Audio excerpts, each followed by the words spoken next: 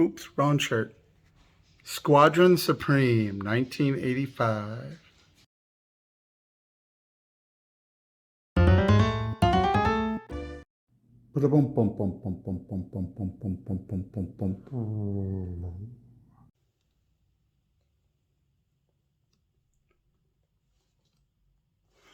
When Squadron Supreme debuted in 1985, I had already been reading comic books for about 2 years.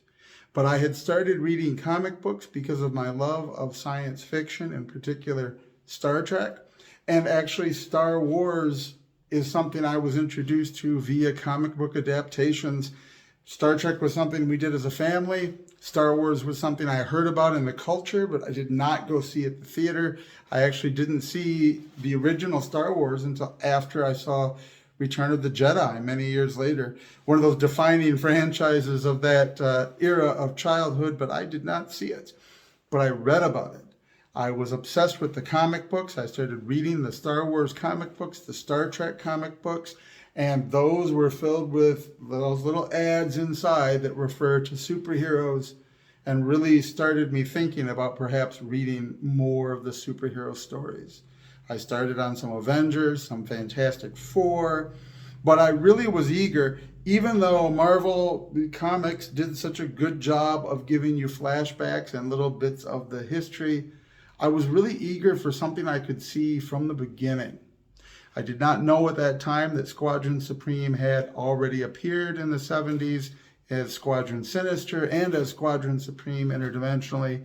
But when all of a sudden this beautiful comic book hit the shelf, Squadron Supreme, #1, with all of these characters I had not heard of and knew nothing about, I immediately had to get it, and I ended up being inevitably drawn into the story of Squadron Supreme. Now, a footnote also, having grown up in that era, I had seen plenty of reruns of the 60s Batman. The Superman movie, I believe I had seen, but Superman was sort of the phenomenon of our culture that we all knew something about, but I did not grow up reading those comics or following those characters. I say that because I did not know when I was 12 years old and reading Squadron Supreme, I had no clue that those characters were what they turned out to be, which is a parallel universe in which basically all the DC Comics characters are recycled.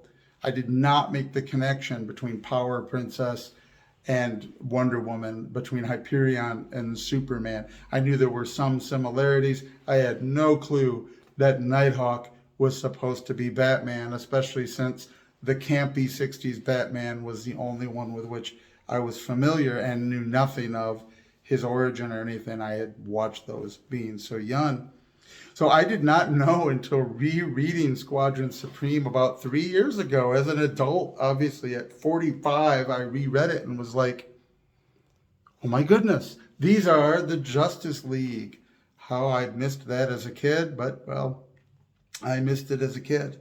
But I found very compelling being drawn into this story about this world after this catastrophe, and then quickly learned, of course, from the flashbacks that they had appeared before in the Avengers and elsewhere, and then getting those little snippets that Marvel put up there to let you know about the past history and how it related.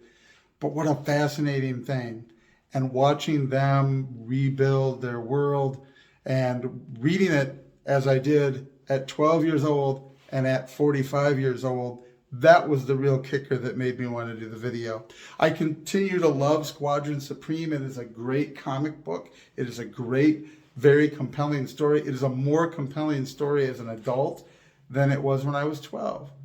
And if you don't know, quick synopsis, after a catastrophic war by various alien intervening mind control means, the Squadron Supreme is picking up the rubble of a mostly destroyed Earth, well, an Earth that is in chaos after a Third World War, essentially. And so they come to the conclusion that in order to keep the world safe and secure, to build a better tomorrow, they need to run the world. Squadron Supreme essentially takes control of the earth and becomes the superhero dictators in all things. They set their mind to creating a utopia along the utopian island from which Power Princess's ancestry hails, although we hear that that island, in this context, those people have left and returned to outer space. They set about trying to solve the problems of crime by developing a behavioral modification machine that will reprogram your mind. They try to eliminate death itself by researching health, incredible, miraculous health technologies. In the long run, obviously that fails, and they figure out a way to freeze and store people, cryonics, until the day that they can be repaired. But they set about getting rid of guns. There's a whole gun control footnote. And of course, there's dissidents. And the dissidents beginning with Nighthawk himself, who says, you can't do this. You cannot take away people's right to be what they're going to be, even if it ends up being criminal. You can curb that, but you have no right to brainwash people. You have no right to strip them of their weapons of self-defense. You cannot possibly think that you are so godlike as to overcome death itself. So Nighthawk begins to recruit from many of them, former enemies of Squadron Supreme, who were the bad guys, going to see Lex Luthor, Master Menace, Emil Burbank, who is a genius well in advance of his time. He actually uses the internet at one point to steal some information, which is really fascinating in 1985. And he has a nice battle armor that helps him stand up against Hyperion and other super beings.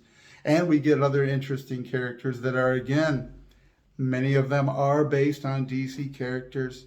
The Mink is an interesting former arch enemy of Nighthawk, who seems to be Catwoman. She's the Mink, and she likes to take stuff, and she wears a fancy fur. Although we do get to see she's got claws, and she's got claws very reminiscent of Wolverine, for example. And as time goes on and more of these outcasts are recruited by visiting the former Sorcerer Supreme of that universe and getting a little crystal that lets them find super beings, Nighthawk begins recruiting his anti-Squadron freedom fighting league to fight tyranny. And he finds people, first like Mink, Remnant, who's an interesting character with a miraculous pocket full of fabric that never runs out. There's a couple of other odd ones that I couldn't quite make a connection to anything else Marvel or DC. Foxfire, who causes things to rot. Haywire, that draws an interdimensional substance that is like barbed wire. And we get the same thing with Quagmire, who draws some sort of nasty version of dark matter from another universe, another dimension, and uses it as a weapon, and it's sort of gunky and nasty and disgusting. But reading it as a child, the thing that stood out to me with Squadron Supreme was that I loved Squadron Supreme. I absolutely sided with Squadron Supreme. I couldn't understand why people didn't just cooperate with the world government under the Squadron Supreme. They were the good guys, and they were doing what they finally had to do and take direct control in order to save the world from itself. It's incredible reading it as an adult and realizing I was young and stupid, and at age 12, you're able to presume a certain idealism that real life takes away from you pretty quickly when you start to experience it. That because people have good and pure motives does not make them the good guys. Because people seem to be doing that, which is heroic, does not mean that they're not tyrants. And reading it at age 45 as opposed to 12, definitely finding myself, finally, I understand Nighthawk. I understand recruiting all the villains. I understand them joining forces to prevent something much worse than the world they lived in, and that is the absolute tyranny of an autocracy run by Squadron Supreme, where they literally are trying to control when you live and die by encouraging you to be frozen until someday they can fix you or some other person can. Definitely hubris and putting yourself in the place of God. And the way this plays out inside the squadron is also interesting. Blue Eagle, who is this very patriotic figure, we get the story. His father was the superhero, the American Eagle, and eventually his son grew up to take his place and be American Eagle too. Then he changed his name to Captain Hawk. Then he changed his name to Blue Eagle. But he's sort of the very gung-ho, we're going to do this, it's the right thing, hiding behind what seems to be virtue and the flag. And every new member that's recruited, he wants them to just be, by default, brainwashed with the brainwashing machine, because why wouldn't you? You've got it, let's be on the safe side. He's sort of the, let's eliminate all civil rights for the sake of security, God bless America sort of figure. Whereas within the ranks, we get Amphibian, who's oddly similar to Aquaman, who finally does just leave the squadron and goes back to the sea and is like, look, this has gone too far. I don't want to be a part of it. But he doesn't come back to be a part of fighting against it either. He's just sort of like, I don't have anything to do with this. And so across the spectrum, we get these tragedies of the breakup that leads to this civil war of people that had been friends and allies for a long time, now some allying with their former arch enemies to try to preserve freedom, the dissension within the Squadron Supreme. We get so many very adult-themed stories. The character of Nuke finds out that he has caused his parents to get cancer and die from it. Young and foolish and out of his mind, he blames other people for that instead of himself. He goes berserk. He ends up being killed by Dr. Spectrum in a battle totally by accident, trying to get him under control. He puts him in a bubble for too long and he suffocates. We get inevitably Tom Thumb, the genius who builds all of the technology for the squadron, himself finds out in the course of trying to cure cancer that he has cancer. And the book goes on long enough that we get to see Tom Thumb die and be buried. And so there's all of the terrible tragedies. Power Princess's elderly husband, and I want to say Trevor, her elderly husband from the war is murdered by an evil copy of Hyperion at one point, and the heartbreak of her falling in love with this guy who turns out to be the evil duplicate of her old teammate. But in a weird way, it eventually leads to her realizing that who she really loved was the real Hyperion, and they are sort of a couple by the end.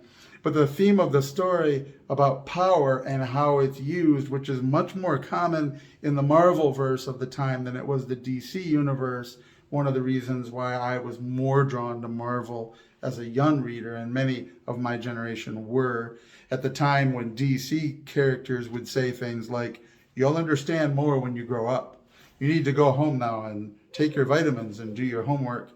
The Marvel characters were very broken, very human, and feeding you things that were adult enough that you were growing up into the comic story with the Marvel verse. And Squadron Supreme really nails that. It's almost like the rated PG version of The Watchmen, in the sense that you get this other universe with this story, and they want to rule the world in order to make it a better place, and the gray areas of good and bad motives and working with villains when you're Nighthawk to try to prevent a worse tyranny. And all of this is deeply fascinating stuff, and I can't say enough good things about it. Squadron Supreme, and that really pulled me into the comic book superhero universe, and I began then, and hot on the heels of that, DC releasing Who's Who, which was, wow, what a window into a boy's imagination. I loved to imagine my own characters, and with Who's Who, I was able to get the background of literally hundreds and the powers and backgrounds of people to tweak and play with in my own imagination, which led to Crisis on Infinite Earths, which led to the Secret Wars and all of the things that became the defining shift of the comic book universe towards a more adult, teen and young adult audience, even into adulthood, and all of that happening really in the industry in that time when I was growing up with it. This is part of why my generation is 48 years old and I'm wearing a Captain America jacket. This is This is why my generation are the crazy nerds that are constantly online complaining about, no, no, no, you broke canon. No, you changed the story, or you changed it too much. Because for us, we were deeply connected with it in a way that people who dabbled in it when they were just little kids before that change, and people that grew up when it was already a more adult thing, they are in a different category than those of us that literally grew up with it. And Squadron Supreme for me was one of those turning points that brought me from just the science fiction comic books to the superhero comic books, and not even knowing at age 12, but knowing as time went on how that ties in with the overarching mythology of things in our culture for thousands of years, the basic stories that make up every good human story, just the details different, and how we tell them being better or poorer, from the hero's journey to unrequited love, to finally requited love, to the epic struggle for freedom over order, and the defining of what is a good cause and what is good and what is bad in an earthly sense in the long run. Squadron Supreme was huge for that for me. I highly recommend it. I bought it on Kindle. I'll read it again occasionally. It's a great, great story. I want to say I'd love to see them make a movie of it, but my fear is they would butcher and destroy it if they tried to now. So go back to the source material, watch Squadron Supreme, or read Squadron Supreme, and let me know what you think in the comments. I loved it. Right now I'm not in a comic book, but I'm in Stranger in a Strange Land by Heinlein, so that will probably be the next thing that I do a review on. Thank you for being here. Have a nice day.